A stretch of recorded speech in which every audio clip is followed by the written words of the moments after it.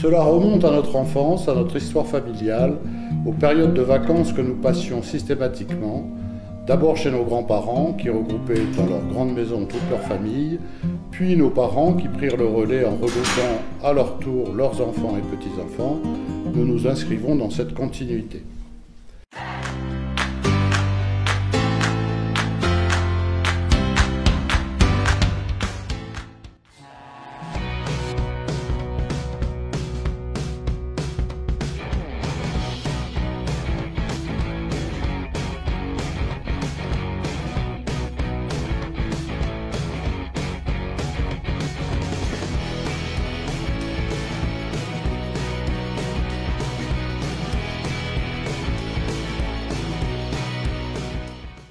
Le Cantal, et plus particulièrement Aurillac et son environnement, est connu des Français grâce à la météo nationale, qui cite bien souvent cet endroit comme le plus froid du pays.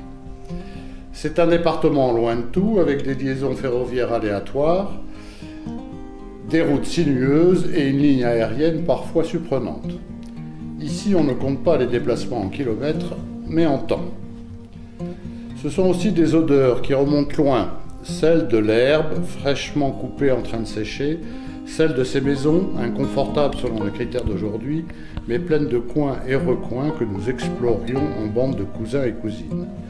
Les odeurs des vieilles voitures à cheval stockées dans le garage qui nous permettaient tous les scénarios possibles dans nos jeux, celle de ces vieilles malles renfermant toutes sortes de vieux vêtements qui participaient aux pièces de théâtre écrites par les plus grands.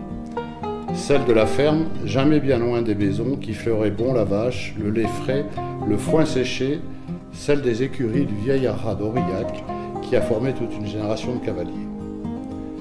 Le Cantal, ce sont aussi ces montagnes, faciles d'accès pour aimer marcher, avec des paysages magnifiques et encore relativement sauvages. Ces montagnes que nous avons parcourues avec nos parents, nos amis, avec en fin de journée une bonne table du pays avec truffade et fromage.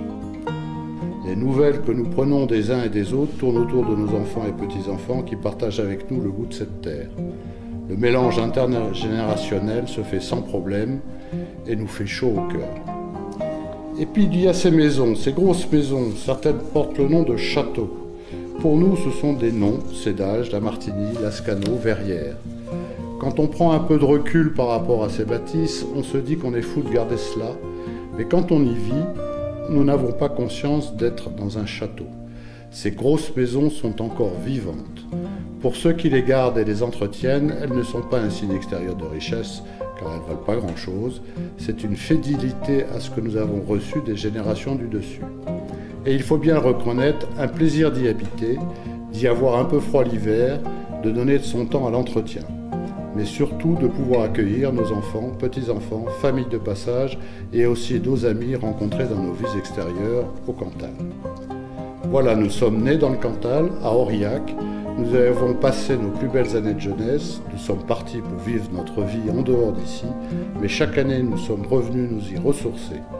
Libérés de nos professions, nous avons naturellement choisi d'y revenir pour de nouvelles aventures qu'il reste à écrire.